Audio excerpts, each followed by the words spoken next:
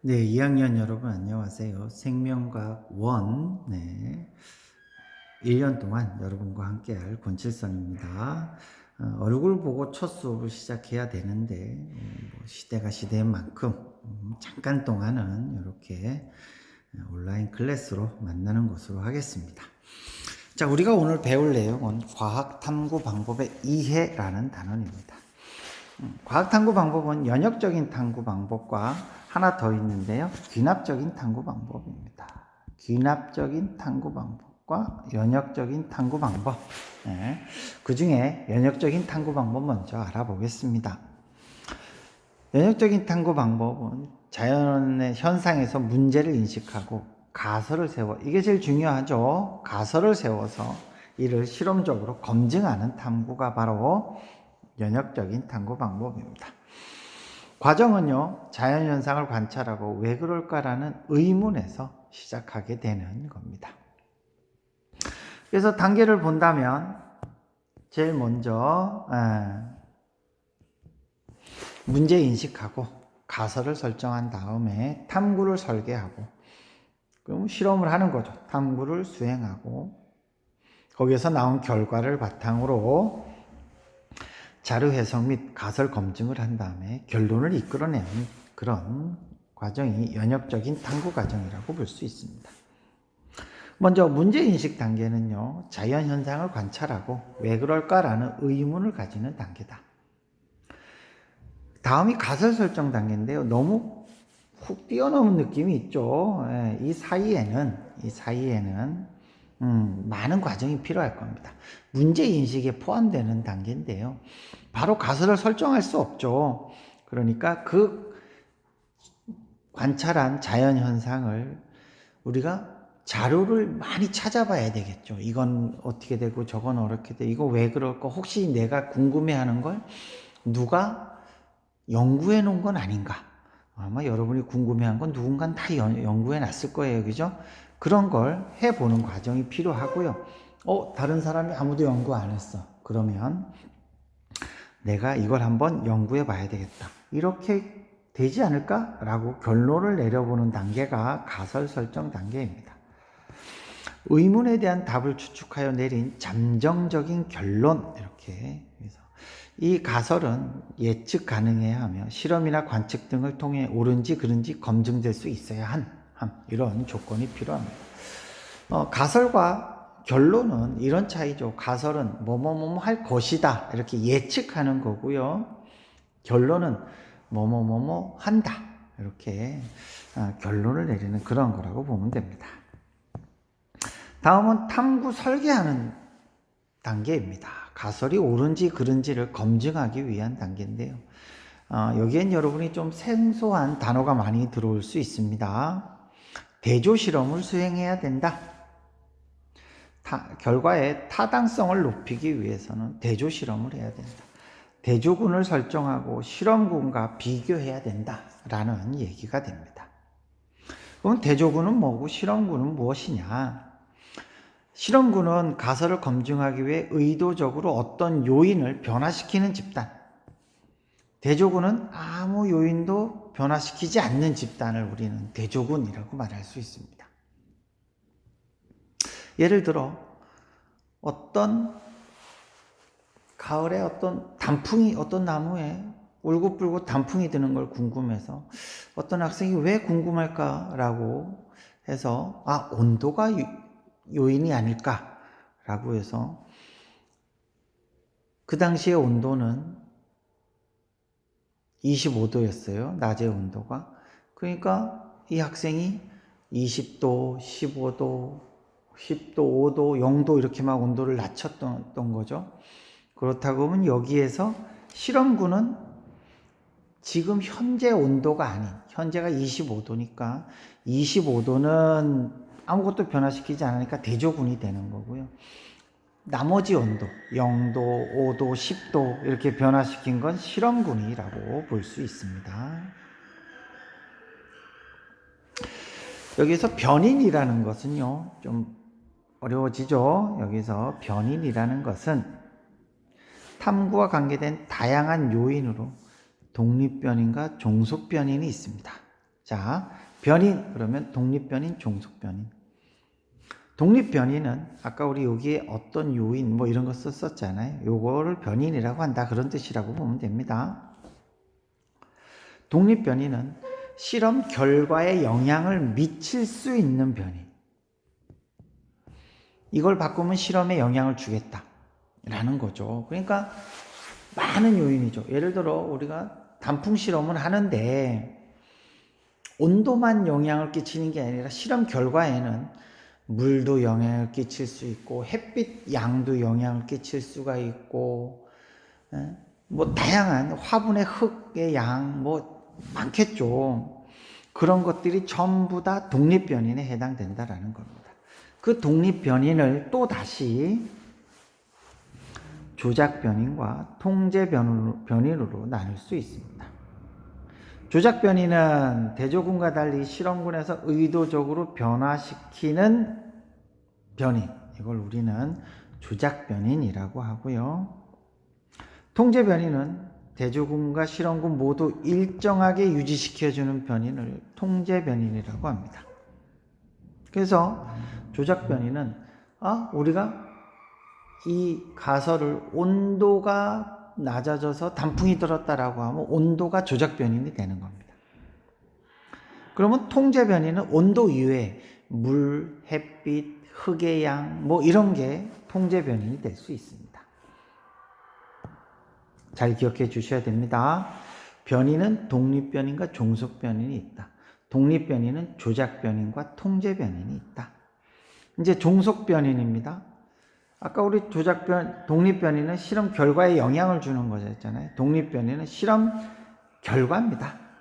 조작변인의 영향을 받아 변하는 요인, 우리가 흔히 실험 결과라고 볼 수 있는 얘기죠. 이게 바로 종속변인입니다. 그럼 아까 온도 변화에 따른 단풍이었다면 잎이 단풍 든 현상이 바로 종속변인이 되는 겁니다.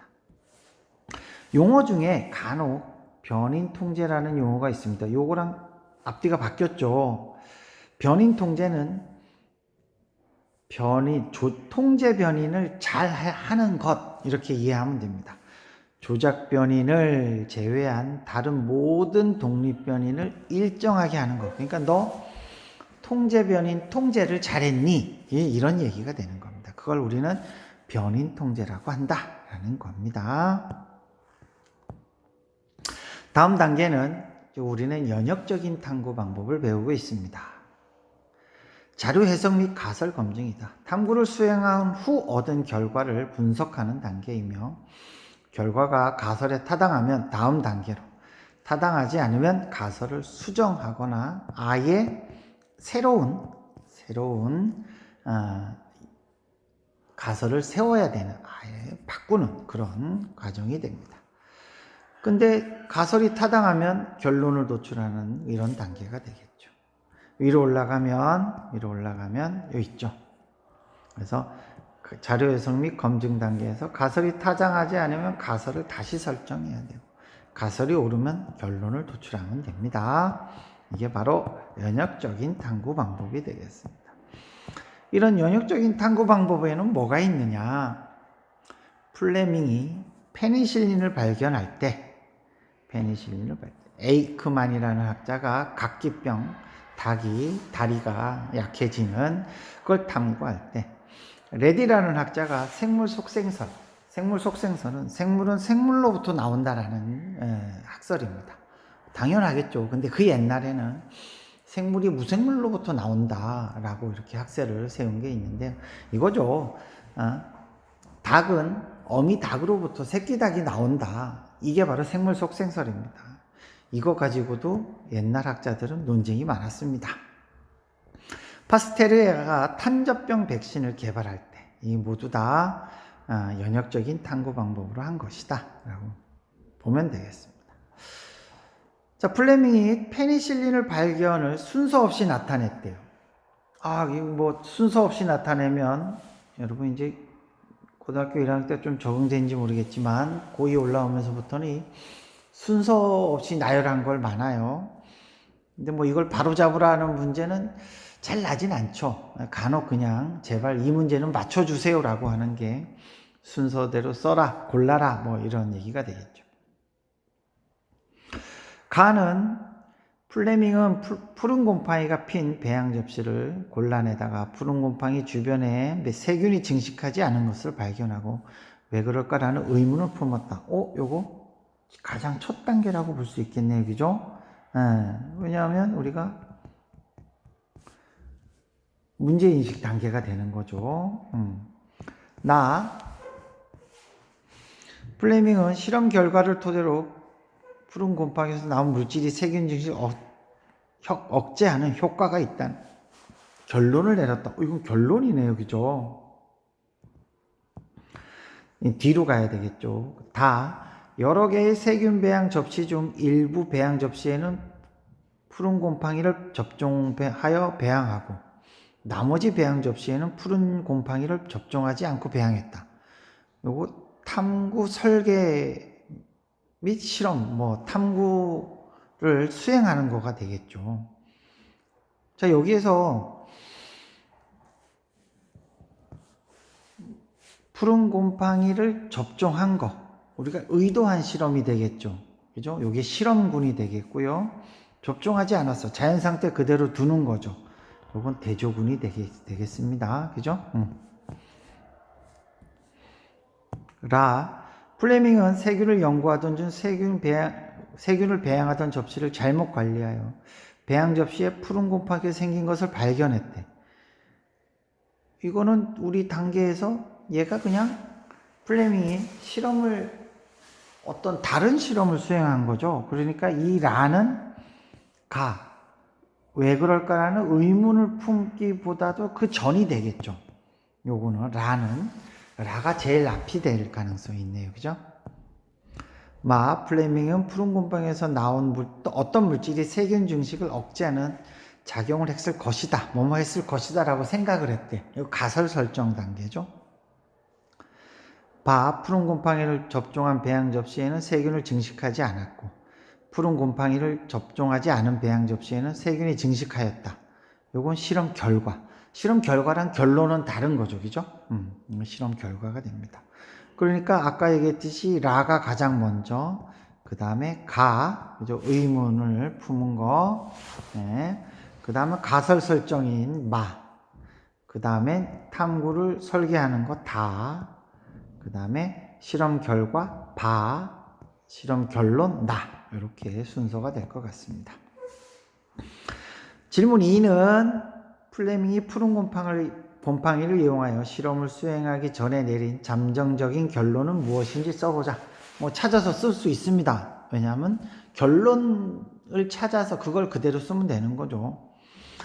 여기 있습니다. 결론 아까 우리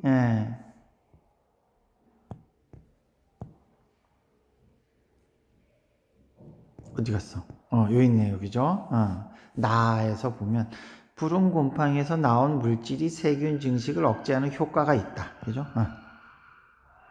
이게 바로 결론이니까 우리는 그 결론에다가 했을 것이다 라고 가설을 쓰라는 얘기니까요. 그죠? 이렇게 찾아서 쓰면 될 것 같습니다. 질문 3. 플레밍은 잠정적인 결론이 맞는지 확인하기 위해 어떻게 실험을 수행했는가? 대조군과 실험군을 했죠. 대조군은 푸른 곰팡이를 접종하지 않은 거. 실험군은 푸른 곰팡이를 접종한 게 바로. 그래서 여기에서 우리 조작 변이는 바로 뭐다? 푸른 곰팡이 접종 유무. 그죠? 종속 변이는 세균 증식 유무가 종속 변이이 될 것입니다. 자, 우린 지금까지 연역적인 탐구 방법을 알아봤어요. 그러면 지금부터는 귀납적인 탐구 방법이 됩니다. 귀납적인 탐구 방법은요, 가설을 설정하지 않습니다. 이거 알아보고 저거 알아보고 막 알아보니까 이거 이외에는 없어. 그래서 결론을 던져내는 이런 방법이 귀납적인 탐구 방법이고요. 왜 그러면 이렇게 했을까라고 생각을 해보면 실험으로 증명하기가 쉽지 않은 그런 내용이 있을 수 있죠. 진화를 증명해야 돼. 그러면 어떤 동물을 갖다가 너 다른 동물로 변해봐 이럴 순 없잖아요. 그러니까 그런 건 자료를 막 찾아서 결론을 내릴 수밖에 없겠죠. 이게 바로 귀납적인 탐구 방법입니다. 여러 개별적인 사실로부터 결론을 이끌어내는 가설을 설정하지 않습니다. 그렇지만 문제의식이나 여러 가지 자료를 찾아보거나 이런 건 똑같습니다. 이런 건 똑같습니다. 과정이 그렇게 중요하지 않겠죠. 이걸 막 외울 필요는 없겠죠. 앞뒤가 바뀌는 건 좀 그렇겠지만 귀납적인 탐구 방법의 순서는 그냥 쭉쭉쭉 가면 됩니다. 왜 그럴까 궁금해하고 자료를 찾아보고 더 찾아보고 그거에 대한 결론을 이끌어내는 그런 방법이 될 것입니다. 이렇게 귀납적인 탐구 방법으로 한 사례는요, 세포설. 옛날에 학자들이 생물은 무엇으로 되어 있을까? 라고 했을 때 현미경으로 다양한 생물을 관찰한 결과 모든 생물은 세포로 구성되어 있다라는 결론을 이끌어냈대. 다양한 생물을 관찰했는데 왜 이걸 가설을 설정하지 않았을까? 이건 사실을 증명해야 되는 거죠. 그리고 정말 모든 생물 있죠. 모든 생물을 다 관찰할 수는 없잖아. 그죠? 그러니까 많은 생물을 관찰해 보니까 예외 없이 전부 다 세포가 있더래. 그러니까 모든 생물은 세포로 되어 있다라고 결론을 낸 거죠. 진화론 아까 설명했죠. 증명할 수 없어. 진화를 그러니까 실험을 통해서 이럴 때 귀납적인 탐구 방법을 쓴다. 지구과학에서 지축누중의 법칙 당연하겠지만 옛날에 퇴적된 게 아래쪽에 있다라는 순서가 뒤바뀔 수 없다라는 그거가 바로 지축누중의 법칙. 그래서 이런 귀납적인 탐구 방법과 연역적인 탐구 방법을 가지고 우리가 앞으로 실험을 한번 접근해 보겠다라는 얘기입니다. 자, 오늘 귀납적인 탐구 방법과 연역적인 탐구 방법이 과학을 탐구하는 방법이 있다라는 거 배웠습니다. 다음 시간에는 이제 이런 생명을 가지고 생명체라면 이런 특징은 있을 것이다 라는 걸 배워보도록 하겠습니다. 수고하셨습니다.